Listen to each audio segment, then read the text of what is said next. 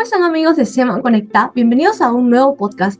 Hoy tenemos el honor de contar con la presencia del ingeniero civil Guillermo Bozo, formado en la Universidad Politécnica de Cataluña, especializado en ingeniería sísmica y además en el desarrollo de sistemas avanzados de protección estructural.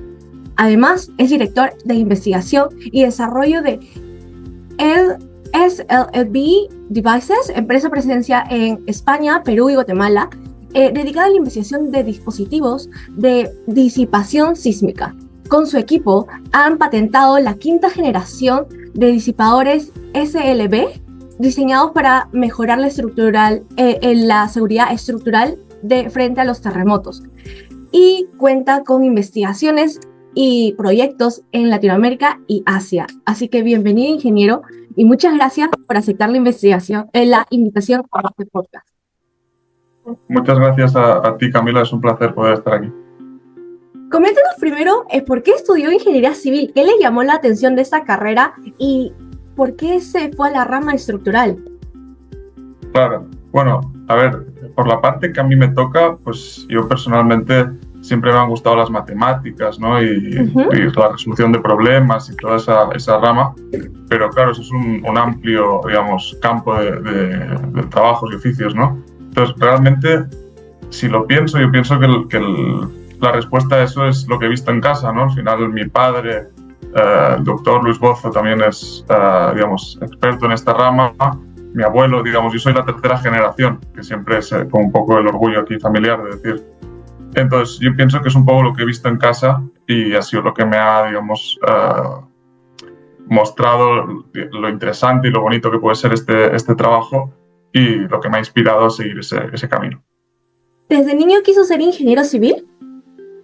No, eso fue algo que lo fui viendo a medida que fui creciendo. Como digo, yo realmente no sabía muy bien, porque realmente me gustaban muchos trabajos, hasta pensaba quizá ser médico, me gustaba mucho la medicina, pero luego vi la sangre y dije, bueno, eso no es para mí. y luego, a medida que me hice mayor, pues con mi abuelo y con mi padre, pues pude ver un poco cuál era el oficio. Mi abuelo, digamos, es peruano, ahí en Perú, en Lima. Pude ver las obras que hizo, he podido ver las obras que ha hecho mi padre, tanto en Perú como en México y por todo el mundo, ¿no? Y es algo que da orgullo y da ganas de, pues, o sea, te inspira, ¿no? Para, digamos, seguir un poco ese camino. Claro, como se menciona, a veces, como dicen, el poder de la familia nos impulsa y nos motiva para poder seguir la misma línea. Y bueno, la medicina es una carrera muy diferente a la ingeniería civil. Y con respecto a la parte de ingeniería estructural, cuando estábamos en la universidad, ¿ya le llamaba la atención la parte de ingeniería sísmica, la parte de análisis estructural, números finitos y todo eso? O, por ejemplo, en la universidad dijo, bueno, a mí me gusta la ingeniería civil, pero me voy por la parte hidráulica o la parte de gestión. Claro, no, ahí realmente lo que a mí me interesó siempre fue la ingeniería sísmica. Los terremotos, la verdad es que me fascinan, y mira que todavía no he podido sentir nunca ninguno, por suerte o mala suerte, no sé, pero realmente me parece algo que es muy interesante y siempre, pues, dentro de la ingeniería civil ha sido lo que más he tendido a estar interesado, y de ahí, pues, la ingeniería estructural, que va muy de la mano tanto de la ingeniería sísmica. Claro, actualmente usted se encuentra en España y bueno, los terremotos no son tan comunes allá en Europa. En cambio, aquí en Perú y toda la parte de la costa, tenemos pues terremotos casi a diario. Y uno de los problemas que tiene nuestro país, Perú, es que las construcciones informales están en su mayor pico. Más del 70% de construcciones son informales, según Capeco, aquí en nuestro país.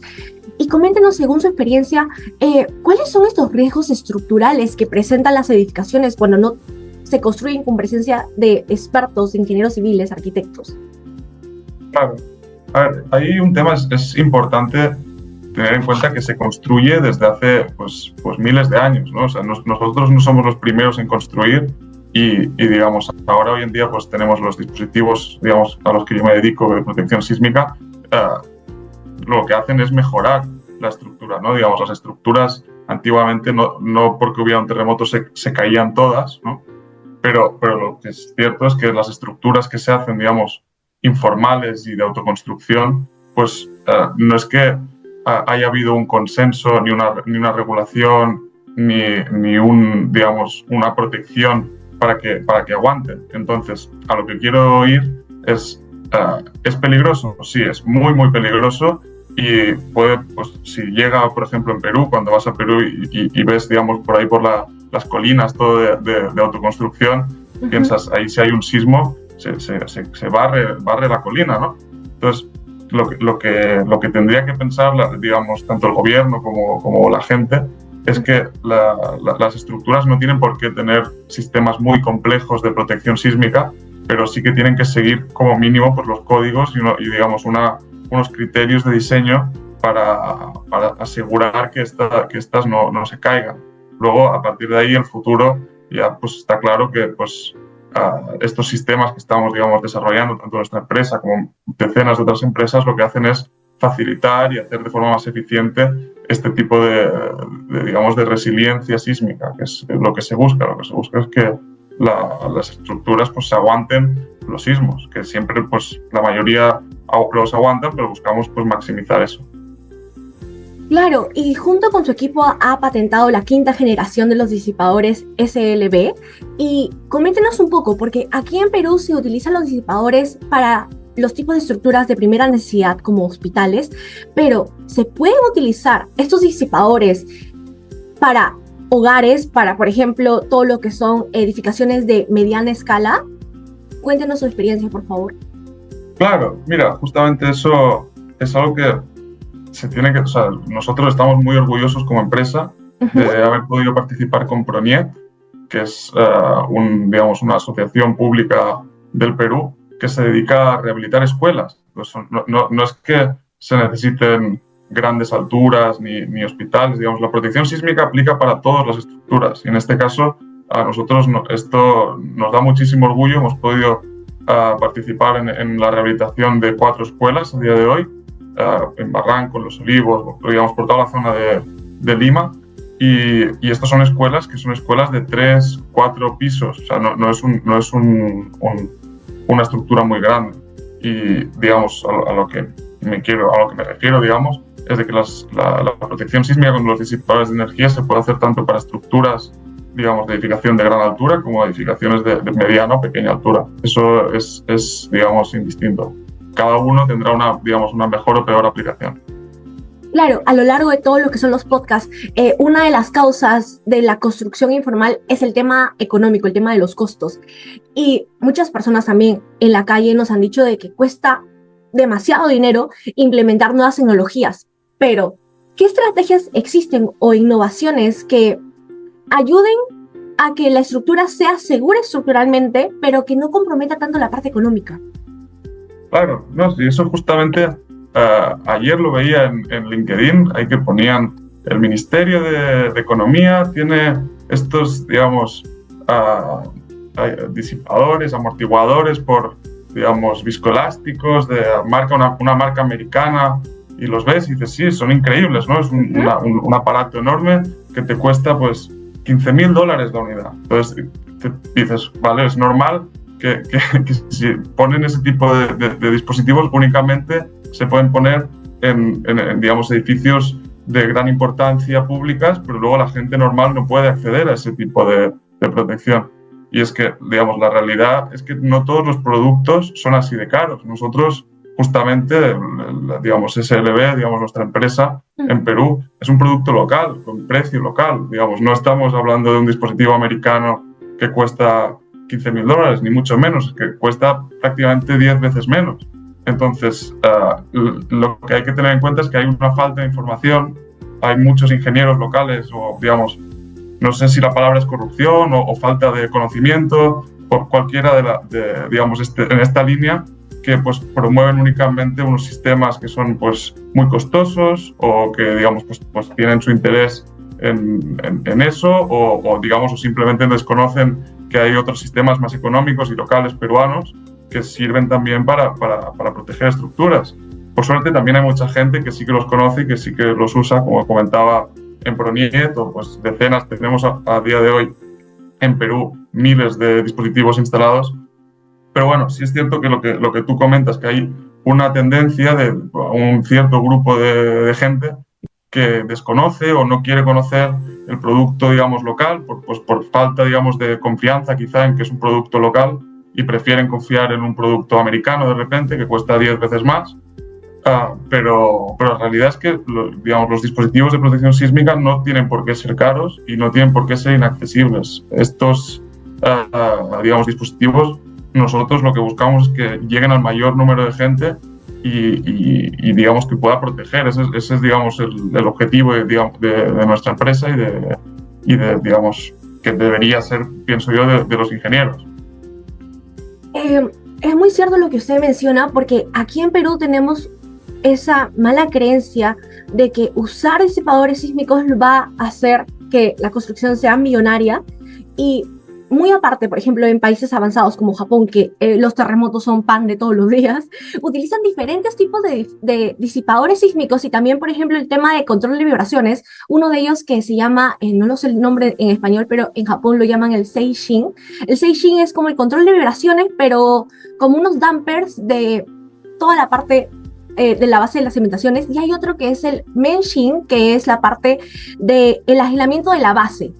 Sus aisladores, ¿cuáles son las características de esos los que tienen? Porque personalmente conozco más la parte de disipadores japoneses y no tanto los que tenemos aquí en Perú. Entonces es falta también de información, que nosotros no estamos con los conocimientos que tiene nuestro país, y a veces buscamos información externa y a veces es muy cara, a veces es muy tecnología avanzada que ni siquiera se puede traer a nuestro país. Pero sabiendo de que ustedes han patentado este disipador, ¿nos podría comentar un poco sobre este? Claro, a ver, un poco para conocer, digamos, o hablar sobre el aislamiento de base, ¿no? Como mencionas, ese es otro tipo de sistema, digamos, que también es para proteger las estructuras. Su principio de funcionamiento es aislar la base, la superestructura del terremoto. Entonces se colocan una especie de monopatines, para que me entiendas, y entonces cuando el suelo se mueve, como la estructura está encima de un monopatín con muy poca fricción, pues la estructura de arriba no recibe el sismo. Ese es un tipo de protección que de hecho en el Perú es obligatorio de momento. Eso es algo que estamos trabajando para que no sea siempre obligatorio, porque obligar a hacer un sistema de protección sísmica es un poco lo que venía hablando previamente, que no hay un único sistema de protección sísmico válido. Desde hace miles de años las estructuras existen y no se caen todas cuando hay un terremoto. Entonces, obligar a un tipo de sistema no tiene ningún sentido. Pero bueno, como comentaba, en Perú es obligatorio. Lo que es nuestro sistema, los disipadores de energía, es algo que no busca aislar el terremoto de la estructura, sino que busca proteger la estructura y hacerla más fuerte y más resiliente. Entonces, son unos dispositivos pequeñitos que se colocan o en los dinteles o en los marcos, digamos, de hormigón, también puede ser estructura de acero, y lo que hacen es aumentar la ductilidad y la resiliencia de las estructuras a lo largo de todo, digamos, toda el área y todo, digamos, la altura del edificio que se trate. Entonces, la diferencia con el aislamiento de base es que el aislamiento busca que el terremoto nunca llegue a la estructura, lo cual tiene sus beneficios, ¿no? Porque para un hospital justamente pues está muy bien, ¿no? Que no vibre, porque pueden mantener el servicio y pueden trabajar, pero tiene sus riesgos, porque si el monopatín falla, pues se cae la estructura, o se puede caer, puede haber vuelco, puede haber daños muy, muy graves, porque la estructura no se diseña teniendo en cuenta que puede haber un sismo, ¿no? Pero si la base está fallando, pues digamos, tiene un riesgo muy, muy alto el aislamiento de base. En cambio, los disipadores de energía se colocan por toda la estructura se asume que va a recibir ese sismo, y entonces si fallase por lo que fuera un dispositivo, porque había un terremoto muy grande, no pasa nada, ¿no? Porque toda la estructura en sí es resiliente. Lo que se busca es que todo el edificio tenga todos estos dispositivos que son, como también comentaba, baratos. No es lo mismo un aislamiento de base, que pues puede ser 10, 20 mil dólares cada aislador, que un disipador, pues como digo, que te cuesta 1.000, 2.000, 3.000 dólares. O sea, estamos hablando de que la diferencia de magnitud es muy grande. También es porque los dispositivos disipadores de energía se busca que se tengan que poner por toda la estructura para protegerla y hacerla más resiliente. Estas son un poco las dos, digamos, vías que hay hoy en día para proteger las estructuras. ¿Y cuáles cree usted que son las tres prácticas mínimas que debe tener toda estructura para que pueda resistir un sismo? Claro, eso es una muy buena pregunta y realmente lo primero es el principio de funcionamiento, esto que estaba explicando ahora, de cómo funciona una estructura, el aislamiento de base, no transmite la carga, o el disipador, que digamos hace que una estructura sea más resiliente, los pórticos, digamos, entender cómo funciona cada tipología de estructura, eso es, y la transferencia de cargas, eso es lo más fundamental que todo ingeniero debería tener, digamos, claro y practicar y entender cómo funciona. Eso es lo primero. Lo segundo, es algo que también hemos venido hablando un poco durante la reunión, es seguir los códigos. Está claro que vienen decenas de miles de ingenieros previos a nosotros que han estado haciendo esos códigos y mejorándolos durante las últimas décadas y digamos, hay que seguir esos códigos o al menos tomarlos como referencia. Tienen que estar validados según el código local o según un código que lo avale la estructura. Y finalmente, pues que la construcción esté bien supervisada, porque aunque tú hagas un buen plano y una muy buena directriz, una muy buena receta, si luego en obra nadie está ahí leyendo bien los planos y supervisando bien que se haga todo, pues luego se construye mal y se cae igualmente. Esos serían, yo pienso, los tres pilares para que una estructura sea, digamos, un éxito. Muchas gracias. Y vamos con la parte de la investigación y cómo se relaciona con la parte de la empresa privada. Quería preguntarle, ¿qué tan importante es la relación entre la empresa privada, el Estado y también la parte de investigación académica para poder desarrollar esas nuevas tecnologías? Claro, sí, no, yo pienso que es clave, es muy, muy, muy importante. Las empresas privadas como nosotros nos cuesta mucho porque toda la investigación la tienes que pagar en tu bolsillo. Entonces, claro, es algo que cuesta. Una vez tienes un productito, ¿para qué investigar y seguir creciendo y mejorar el producto, ¿no? Entonces, ahí es donde yo pienso que es muy importante que tanto las universidades como los gobiernos pues busquen apoyar a pequeñas, medianas empresas como podemos ser nosotros o como pueden ser otras para crecer, porque al final si yo crezco, crecemos todos. Y si crecen los demás, pues también crezco yo. Lo que se busca pienso yo, se debería buscar, es un apoyo, digamos, sobre todo o sea, del gobierno, para que las empresas puedan investigar y puedan mejorar su producto. Nosotros justamente aquí yo estoy viviendo ahora en España, viajo mucho a Perú, pero en la empresa que tenemos aquí en España nos han dado el gobierno español una ayuda para poder ensayar y mejorar los dispositivos estos que acabamos de patentar este último año. Entonces, eso en Perú pues no lo tenemos. Lo que sí puedo decir que hemos podido tener en Perú, hemos hecho proyectos como el de rehabilitación o hemos hecho proyectos de investigación con la Universidad de Lima, que eso ha sido, es una colaboración que tenemos con ellos muy buena, nos permite ensayar y mejorar el producto, pero lo que es que nos financien, eso no nos ha pasado nunca en Perú. Lo que sí, pues como digo, en España sí que lo hemos podido hacer, y entonces poco a poco, entre una pata de aquí y otra pata de allá, vamos creciendo y así es un poco como estamos nosotros, que tenemos la suerte de tener varias empresas en distintos países. Pero para el Perú, que entiendo lo que a ti te interesa, yo pienso que todo lo que es investigación, hay muchas instituciones que están interesadas. Yo, la verdad, damos muchísimas gracias a la Universidad de Lima, nos han dado muchísimo tiempo, llevamos 2 años de convenio con ellos y hemos hecho decenas de ensayos, pero lo que son ayudas del Estado para tener becarios, para tener proyectos de investigación, todo eso nosotros no hemos tenido la suerte de tenerlo y pienso que es algo que se debería fomentar mucho más.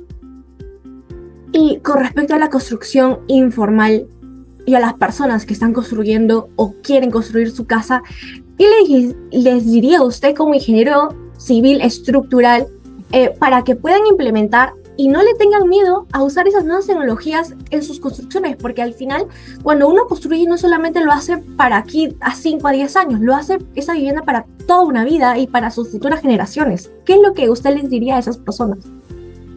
Claro, bueno, lo primero, que contacten a un ingeniero estructural. Eso lo primero. Y a partir de ahí, si no encuentran, nos pueden contactar a nosotros, que también tenemos, digamos, lo que es ingeniería, departamento de ingeniería, y que no se tomen, digamos, la justicia por la mano, ¿no? Por decirlo de una forma, y que se pongan a construir sin preguntar ni ningún conocimiento. Como comentaba, la protección sísmica no tiene por qué ser costosa. Evidentemente puede suponer un gasto adicional porque tiene que ser una protección para un evento catastrófico como es un terremoto, pero hay muchos tipos de protección. No tiene ni por qué ser con disipadores, no tiene ni por qué ser con aislamiento, puede ser únicamente con detalles dúctiles para hacer que la estructura sea dúctil simplemente con más acero, pero como digo, es importante que haya conocimiento y que no se tome cada uno la justicia por su mano, que contacten con el ingeniero local, que contacten con alguien que haya estudiado con estudios, que sepa cómo funcionan los códigos, las cargas sísmicas, el principio de funcionamiento, la transferencia de cargas, y que seguro que así va a ir bien. El que sea una constructora certificada, bueno, eso es importante también, ¿no? Pero no, lo importante, o sea, lo que es básico es que pidan ayuda a alguien con conocimiento. Eso yo pienso que es algo que se debería fomentar más y que pienso que no es tan caro, pues si no los ingenieros serían millonarios y los verías con un Ferrari y no es tan caro. Ok, usted mencionó algo muy importante que es el tema de los códigos, la normativa local. ¿Qué aspectos de esa normativa sísmica en Perú y Latinoamérica deberían reforzarse para poder implementar mayor seguridad a las construcciones y sobre todo mitigar lo que son las construcciones informales? Claro, bueno, eso justamente tenemos la suerte de estar ahí participando en lo que es la E032, que es la normativa para los sistemas de protección sísmica y digamos la normativa sismo resistente. Yo pienso que lo que es más importante es un poco en toda la línea de lo que llevamos hablando durante esta charla, es que hay que estar, digamos, con conocimiento y estar al día de lo que hablamos. Antiguamente los dispositivos se juntaban todos en un mismo saco, tanto dispositivos por fricción, viscoelásticos, por plastificación, porque no habían los métodos numéricos que hay hoy en día para poder separarlos y poderlos caracterizar de forma adecuada. Hoy en día ya es una realidad que los ordenadores te permiten, digamos, hacer análisis en tiempo-historia no lineales, unos análisis muy potentes que te permiten clasificar y definir todas las variables y características de los elementos en una estructura. Entonces ya no tiene ningún sentido de que los códigos sean tan, digamos, rudimentarios y que metan todos los dispositivos en el mismo saco, ¿no? Entonces yo pienso que lo que va a ser, digamos, el futuro, y ya está siendo el futuro en el Perú y en muchos países, es esta, digamos, separación de cada dispositivo de protección sísmica en su grupo particular y que cada uno pues tenga su código y su reglamentación. Eso lo que va a hacer es fomentar profundamente cada uno de estos tipos, porque si los juntas todos, algunos se van a perjudicar por una cosa y algunos se van a perjudicar por otra y al final todos están perjudicados. Pero si tú los tienes separados y cada uno está bien definido, lo que va a hacer es que todos los sistemas que están ahí van a ser más, digamos, utilizados por la gente porque los van a entender, los van a saber usar y no van a ser muy caros de implementar. Entonces yo pienso que eso es un poco la respuesta. Es muy importante como que separar por tipo y por la funcionalidad, porque, por ejemplo, hay muchos chicos que están en la universidad y dicen disipadores o aislantes, entonces todos pensamos que es lo mismo y que ya protegen de los terremotos, pero no distinguimos cuáles son las características que tiene cada uno y cuál es su clasificación y su correcto uso. Entonces sería muy importante que en la normativa también esté clasificado por tipo, por uso y también cuáles son las diferencias, o sea, una tabla comparativa de cuáles son las diferencias y cómo utilizar cada uno de estos, porque puede ser que una edificación esté sobredimensionada si le colocamos un dispositivo que no le corresponde a esta.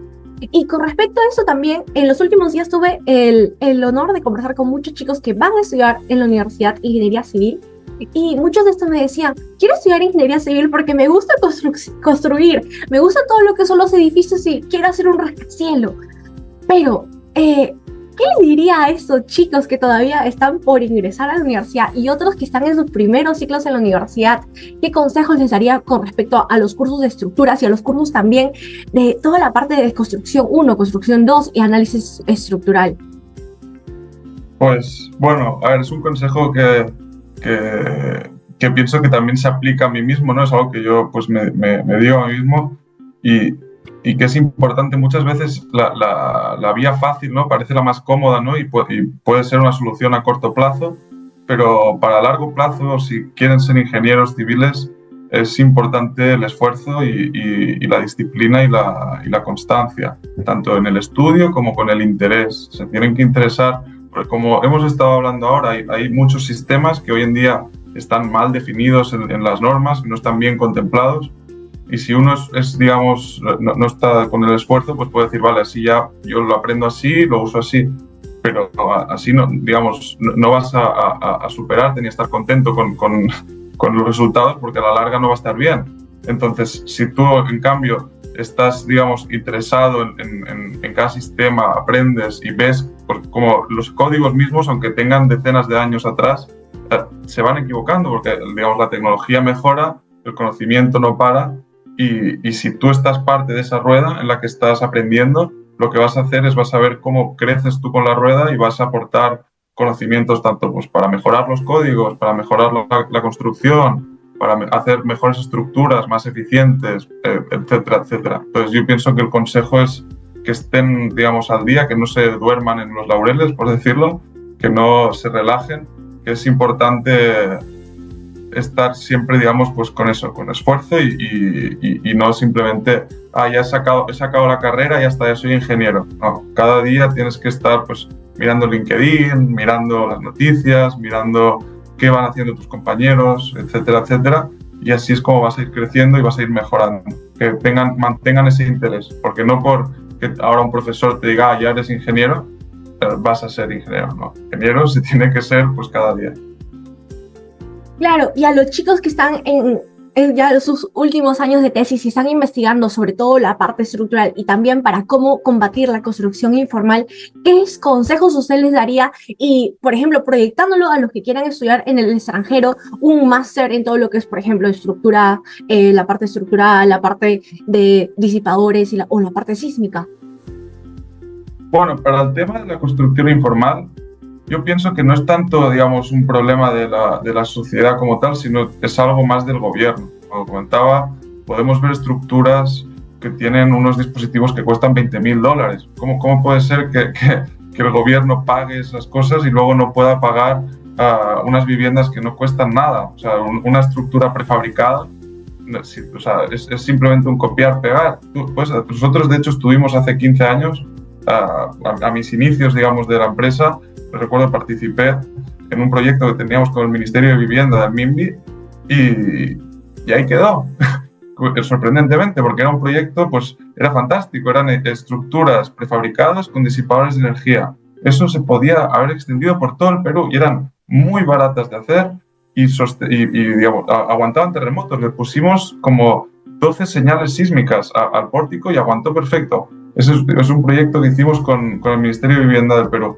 Pero pues ya sabes cómo funciona un poco la corrupción y los cambios de gobierno y que los proyectos se quedan ahí parados y pues al final no invierten el dinero en lo que yo pienso que deberían invertir, ¿no? Y pues se quedó ese proyecto parado, igual que muchos otros seguro que se han quedado parados, y al final la gente acaba haciendo autoconstrucción. Entonces no es un problema de la gente, yo pienso que Perú es un país muy rico, con muchos recursos y pienso que en muchas ocasiones no se invierten bien, porque, pues como digo, luego puedo entrar a LinkedIn y ver cómo el Ministerio de Vivienda tiene unos dispositivos americanos increíbles, pero luego miras por la ventana y hay decenas de viviendas con autoconstrucción. Es un poco un contraste que a mí me sorprende. Como mínimo es algo que pienso que ahí la gente debería quejarse más y pues que usen bien el dinero del contribuyente, porque al final están usando el dinero de la gente para gastarlo pues en cosas que quizá no deberían.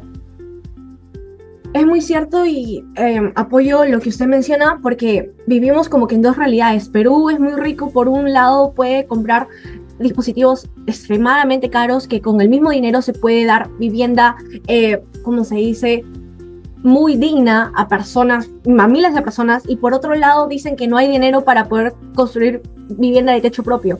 Entonces, eso es un problema que tenemos que combatir poco a poco, y esperemos que con el podcast y sobre todo con profesionales como usted, que se suma a esa noble labor de poder contribuir y poder llegar a más personas en nuestro país para poder informar de qué tecnologías existen, a pesar de que no lo podamos comprar esos disipadores de $20,000, ya conocemos que existen otros que son mucho más útiles, son mucho más fáciles de conseguir, y sobre todo se puede implementar, ya sea a gran escala y a pequeña escala, como viviendas del mismo Ministerio de Vivienda.